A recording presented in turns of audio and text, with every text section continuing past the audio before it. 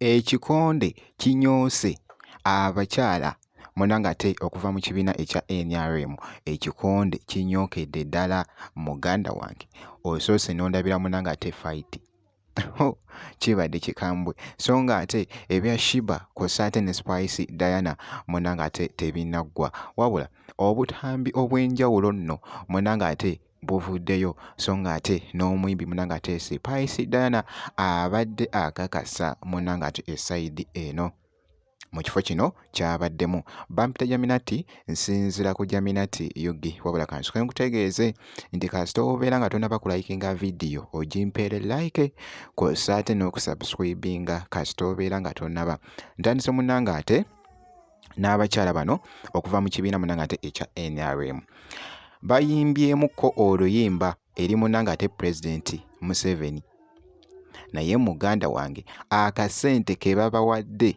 munangate kabatabudde.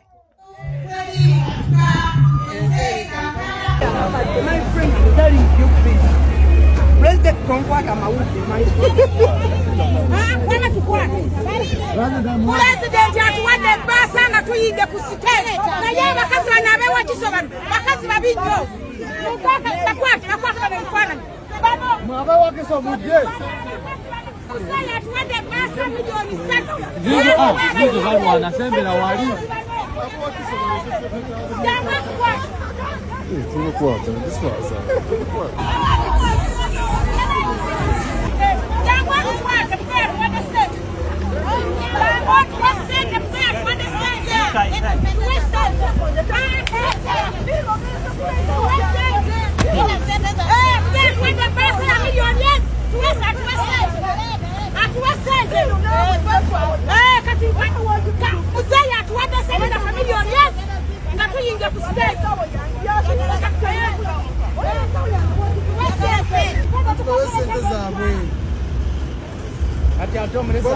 bamulekage nenga batukutte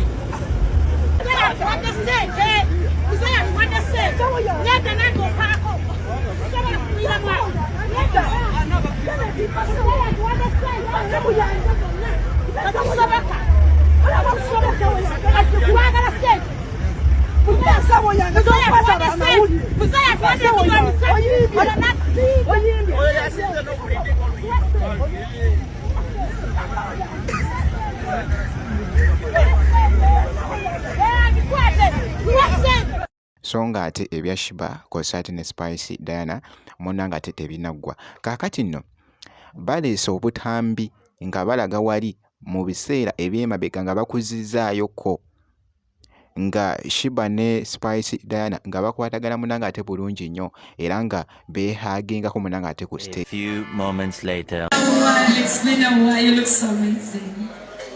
I love you so much. Let me tell you guys, she's one of my mentors, yeah? Yeah, the negative media has been trying to spoil that, but it's not gonna change. It's not gonna change. I love you so much. And thank you for checking our industry. Thank you for what you do for the women. I mean, for all of us. I love you so much. So much. And thank you for honoring my invitation. You wanna say something? A few moments later. If you're feminist and you're just putting women down, then what are you trying to, what is feminism to you? Alright? A few moments later. Best friends with Shiba, what happened? A few moments later. Spice Diana, you're blessed. You're blessed. God blessed you. Be satisfied with your blessings. Tolunkanira z'abalala. You have your blessings. Ezange zireke yonna gye biggweredde ndowooza munnange ate olabye akatambi ako so nga ate badayihadi ba Shiba kalungi muganda wange bakyawanda muliro. Quick reminder, buli muntu yenna ali eyo nga yanyiza olw'okuba Shiba yayogedde ku Spice Diana. But dear, I'm here to remind you that Shiba said she's going to release more raw conversations that are going to piss you off. So kati simanyi oba muli set, muli ready okuddamu era okunyiga okulala. Shiba yazze. It is her time to speak up. so temulina kye mumugamba. Okay. So bikyagetinga munanga ate viral okwetolola so nga ate omuyimbi munanga ate Spice Diana naye munanga ate mucekinze koko mu ngeri munanga ate bweti so abadde wano munanga ate mukakasa kaakati nno ye agamba nti w'okozesa munanga ate obuviiri bwa Darling obeera oli ku muzigo munanga ate mwereere. Chapati time before Darling. Wakati tulege no bar no soka natakayo mu chapati. Tula dakika zae. What's tukasibira how long? 3 hours. 3 hours of hair. Agora chapati ngashatu. Chai. Chapati kama na bube. Chapati kasana. Zigenda wa. Mulukora. Goza nene goza. Salon Les Gaza Auntie Darling Uganda yatuleteddeyo akaviri akapya ate nga kanjawulo gowe nango yagala amayengo tambula nange nkulage akaviri kano ak'enjawulo Gigi Chaos ke kaviri ke tugenda okukola olwaleero tugenda kakola mu katutwa ate nga kalina crochet akatutwa kano kaba ka knotless bulungi naye making sure nti obututwa buno butono mu size Oluno ne tuleta akaviri kaffe aka Gigi Chaos ne tuba nga tukatuuzaako katutwa kaffe kano wansi tugenda kuba tukasibawo kanasatu nga woolaba tunula weetegereze gwe wenna owa saluni nawe asiba enviiri ka vidiyo kano kasheyalinge katambuze okasindikire ku munno ne munno naye akasindikire ku munne akaviri kano bakayita Gigi Chaos Enviiri za client wowe ziba nga mpanvu ng'ez'omulungi ono gwe mulaba. Enviiri zino ozifunyamu wakati kubanga twetaaga akaviri kano kaleme kubeerako kanasatu nga muwanvu nnyo. Akaviri aka kasigalidde okalaba ofunayo akawuzi nga katono n'okasibirako bw'omaliriza n'otuggawo bulungi nnyo olwo n'olangako ka twist katedi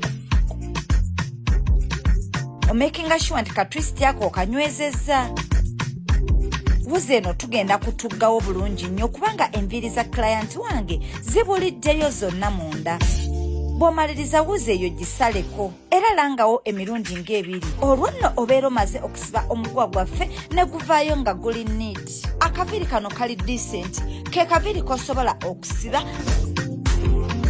bwetuddwa ku Kiswahili ekiswahili kyaffe nno kino tutandika okukikurocetingako obuviiri buno okurocetingako nga bw'oyisamu omulundi gumugumu era nga bw'olaba mu kavidiyo bwenkola Gigi Chaos ke kaviiri ndowooza okalaba kalina curls ennungi okuzaama kalina waves nga bw'oziraba ate nga kalina colors ez'enjawulo sida beauty gwe Darling, find your beautiful. Era nga munnanga ate enviiri z'otera okulaba Spice Diana nga asibye akozesa munnanga ate product eno Darling